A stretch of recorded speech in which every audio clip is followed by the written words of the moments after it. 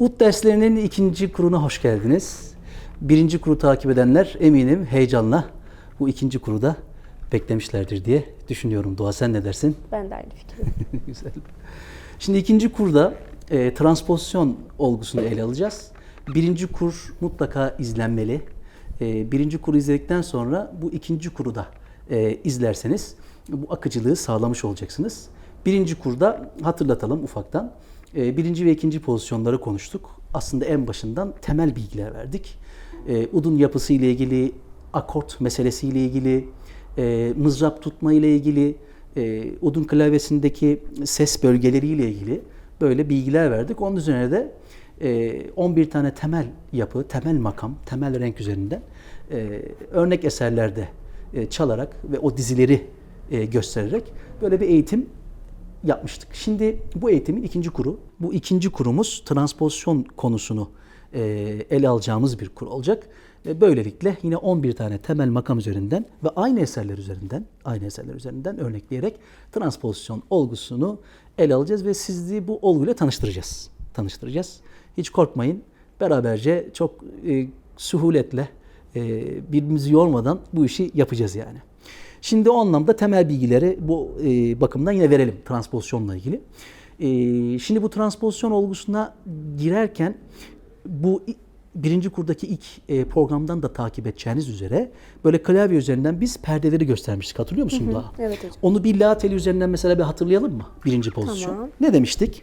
Udumuzun la teline geldik bakın. La telindeyiz. Bu la telinde birinci pozisyonda yani birinci parmağımız bu küçük eşeğe çok yakın şekilde olacak şekilde şu bölgede durduğumuz zaman basınca la diyez elde ediyorduk değil mi? Hadi sen de bir la ve la diyez bize duyur bakalım. La boş del, la diyez. Gayet güzel. Sonra parmağımızı çok zorlamadan böyle ne kapalı ne açık doğal olarak koyduğumuz zaman diğer parmağımızı ikinci parmağının bölgesine geliyorduk değil mi? Buna da si diyorduk. La telindeysek si diyorduk. Yine devam edelim. Parmakları zorlamadan üçüncü parmağa bastık mı? Bu do oluyordu. Gayet güzel. Dördüncü parmağa da bastık mı? Do diyez oluyordu değil mi? Şimdi biz buraya kadar 4 pozisyon yeri gelmiş olduk. Evet. Değil mi? Evet. Birinci kurun birinci dersinde var bu. Mutlaka izleyin isterim. Kaçırmayın. Şimdi bu dördüncü parmak yerine bu yere ben böyle gelip tamam mı gelip birinci parmağı getirirsem böyle devam edersem udun bu bilezik kısmına kadar olan 7 pozisyonu, 7 kolonu, 7 perde bölgesini, ses bölgesini benim deyimimle efendime söyleyeyim bulmuş olacağız. Gel öyle yapalım. Bak şimdi ben bir uygulayayım sonra senden isteyeyim. La'yı vurduk. La diyez, si, do diyez. Hadi böyle gel bakalım. La diyez, si, do, birinci parmakla do diyez yerine geldim. Güzel. Hiç orada durmadan devam edelim. Mantık aynı mantık. İkinci parmağa bastım mı re olacak. Güzel. Bu ses de bizim aşağıki telle aynı sestir. Aynı frekanstır. Renk farkı vardır değil mi? Birisini bakır veya gümüşüne çalıyorsanız işte hangisini kullanıyorsanız o tellerden elde ediyorsunuz. Öbürünü bu misinadan elde ediyorsunuz. Frekans aynı ama. Böylelikle ne öğrenmiş olduk? Yani odumuzun burasında hangi tele basarsak basalım bir aşağıki sesin aynı frekansını elde etmiş olabiliyoruz. Değil mi? Bunu gördük. Devam edelim aynı mantıkla. Üçüncü parmağı zorlamadan koyduk yanına. Yarım ses daha yükseldik. Yani re diyez olmuş oldu. Dördüncü parmakta tam bileziğe, şu çizgiye denk gelmiş olacak. Tamam mı? Denk gelmiş olacak. Onu da bastığımız zaman la telindesek mi sesini elde etmiş olacağız. Duadan da duyalım. Güzel. O da bir yukarıki telin şunun oktavıdır. Gördün mü? Onun oktavıdır. Her tel için bu geçerlidir.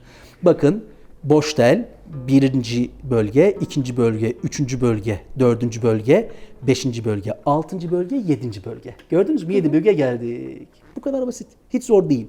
Hani perde isimlerini de söylersek doğayı yine Bismillah ilk dersten bir sınav yapalım. Bakalım hatırlıyor mu? Bu sınavlar sürpriz anlaşmalı değil kesinlikle. Bakın doğayla da biz o birinci kurdan sonra 2 hafta geçti üzerinden. Her şey şeffaf net bizde. 2 hafta geçti. Bu 2 hafta içerisinde de 2-3 defa görüştük, görüşmedik yani ders noktasında.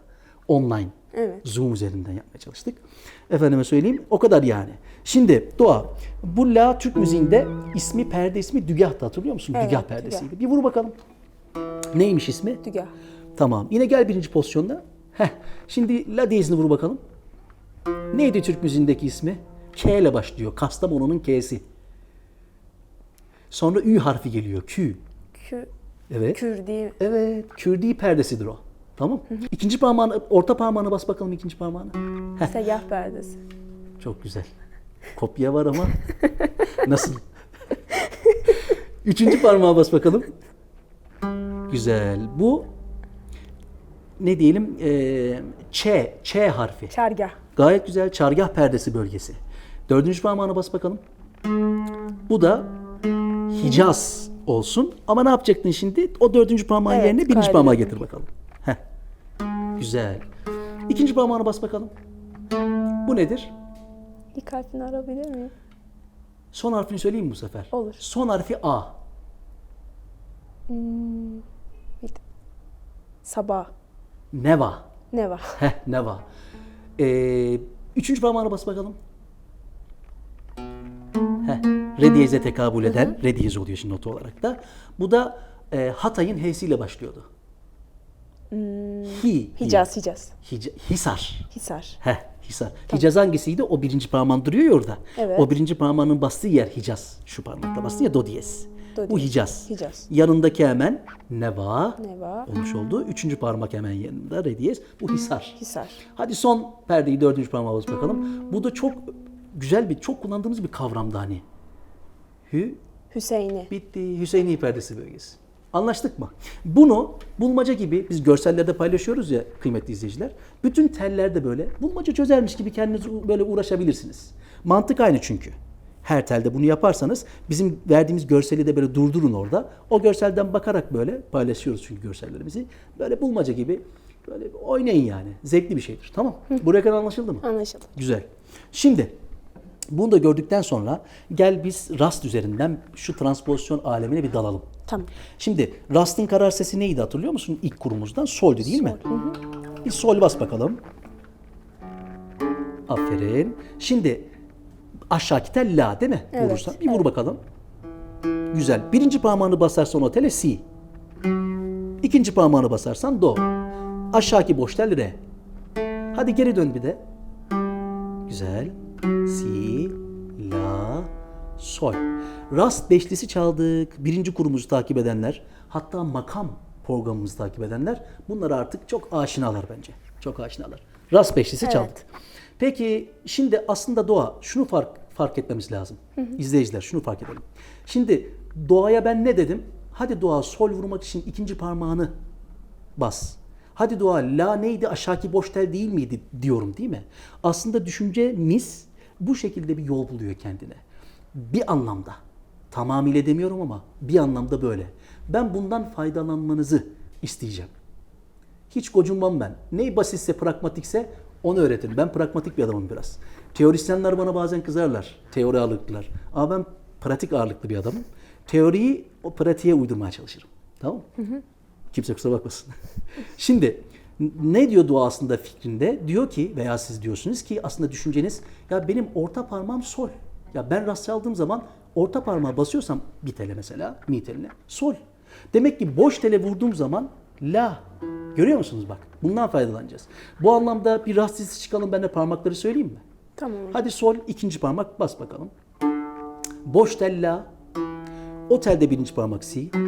O telde ikinci parmak do. Boş tel re. Boş tel olarak çalalım ilk önce. Pardon. Cello çaldığı için hemen pozisyona giriyor. Birazdan geleceğiz oraya. Boş tel re. Yani boş tel re'de birinci parmağa basarsan mi olmuş olacak. Ben de önüne gitmiş. Hadi bakalım. Üçüncü parmağa basarsan fa diyez. Boş tel sol. Rast makamımız tamam mı? Şimdi size teklifim şu. Transpozisyon dünyasına şöyle geçelim. Bu düşünce biçimi var ya yolu. Ondan faydalanalım. Artık boş tellere biz la, re, sol diyeceğimize dördüncü parmakları onlara atayalım. Ne fark eder ki? Yani dördüncü parmak artık senin için la. Dördüncü parmak artık senin için re. Dördüncü parmak artık senin için sol, tamam mı? Diğerler aynı zaten. Hadi gel böyle yapalım. Tamam. Şimdi ikinci parmak sol. Tamam. Bas bakalım. Şimdi dördüncü parmak la. Demin de ben size 7 pozisyonu gösterirken şu bölgenin aşağıki telle aynı olduğunu öğretmemiş miydim? Heh. Hani şaşırmayın. Aman hocam nasıl la? Bir 5 dakika öncesini bir daha izleyin, oturacaktır. La'yı bastık. Şimdi si, devam edelim. Rastla bildiğimiz si. Çok güzel. Do da yanında değil miydi ikinci parmak? Dördüncü parmak re. Gördünüz mü? Aşağıki telde birinci parmak mi. Üçüncü parmak fa diyez. Yine dördüncü parmağımız sol. Bitti. Şu anda transpozisyon dünyasındayız. Bu kadar basit. Bak bu kadar basit. Şu anda kapalı pozisyonlarla açık pozisyonları kullanmadan rast makamı dizisi çaldı Doğa. Tamam mı? Peki Doğa madem yaptın, izleyicilerimiz de yapıyorlarsa, yapanlar varsa hemen şunu deneyelim. Şimdi sol notasındayız ya. Şu anda sol notasındayız değil mi? Evet. İkinci parmakla. Ton bulana kadar, karar sesi bulana kadar böyle düşüneceksiniz ut'taki notaları. Peki ut'ta o solse yarım ses gelir misin böyle kalına doğru? Aynı parmakla. Biraz daha gel bakalım. Fa diyez değil mi? Yani ut'ta şu solse, şu fa diyez değil midir? Öyle öğrenmedik mi? Bak sol, yarım ses pesi, fa diyez. Şu fa diyez bastığım yere ne yapacağım? İkinci parmağımı getireceğim. Doğan'ın yaptığı gibi. Şu anda biz neredeyiz? Fa diyez tonundayız, tamam mı? Fa diyez karar sesindeyiz. Şimdi bu dosyayı kapayacaksınız transpozisyon düşünürken. Bunu biraz böyle derinlemesine anlatıyorum. Üzerine vurgulaya tekrarlaya çünkü bu önemli bir bölümdür. Bu ilk bölümü, ikinci kurun ilk bölümünü iyi anlarsanız diğer bölümler akacak çünkü. Tamam? O yüzden sıkılmayın. Şimdi ikinci parmağı bastık. Ne dosyasını kapıyoruz? Biz tonu bulduk artık Doğa. Biz fa diyez tonunu bulduk Doğa. Artık o dosyayı kapayacağız. Tamam mı? Bu işin metodolojisini, hiyerarşisini söylüyorum. Düşüneceksiniz ya. Bu hiyerarşiyle düşünün. Şimdi ikinci parmak fa diyezi koyduk, tonu bulduk. Artık senin için ikinci parmak neydi Doğa? Sol. Bitti, artık bu dünyadayız. Anlatabiliyor muyum? Ut'taki notaları düşünmeyeceksin artık yani. Bak onu demin kapadın. Nereye kadar işine yaradı o? Ton bulana kadar. Ton bulana kadar. Transpozisyon çalıyorsan bunları söylüyorum. Sonra ne yapacaksın? İkinci parmağını oraya çektin ya. Senin için neydi ikinci parmak? Sol değil miydi? Yine sol. Değişmeyecek. Vur bakalım solü. Dördüncü parmak la değil miydi? Birinci parmak si değil miydi? Yine ikinci parmak do değil miydi? Dördüncü parmak re değil miydi? Birinci parmak mi değil miydi? Üçüncü parmak fa diyez değil miydi? Dördüncü parmak sol değil miydi? Rast çaldık. Rast çaldın. Sen çaldın, ben çalmadım. Ben sadece konuşuyorum. Rast çaldın. Nereden çaldın? Fa diyez tonundan. Transpozisyon yaptın yani. Madem yapıyorsun, hoca da ne kadar zorluyor diyeceksiniz ama hadi bir tane daha zorlayalım. Şimdi ilk dosyayı açıyoruz. Ton bulacağız ya. Evet. Ut'taki yerlerine bakalım. Hadi bakalım Doğa. Şimdi benim için bu anlamda mi telinden itibaren böyle 4 parmağını nota isimlerini de söyleyerek bir basabilir misin? Tamam. Mi'yi boşlay. Birinci parmak. Mi. Fa natürel. Fa. Güzel. Fa Fa diyez. diyez. Sol. Sol. Ve sol diyez. Sol diyez. Şimdi sol diyezi bulduk. Benim senden isteğim şu. Bana sol diyez tonundan, sol diyez karar sesinden rast dizisi çalar mısın? Tamam. Gördünüz mü ne yaptı? Artık o dosyayı kapadı. Dedi ki benim ikinci parmağım sol. Çünkü ben rast istedim ya. Bak oraya geldi. Şu anda çok rahat bir şekilde çalacak.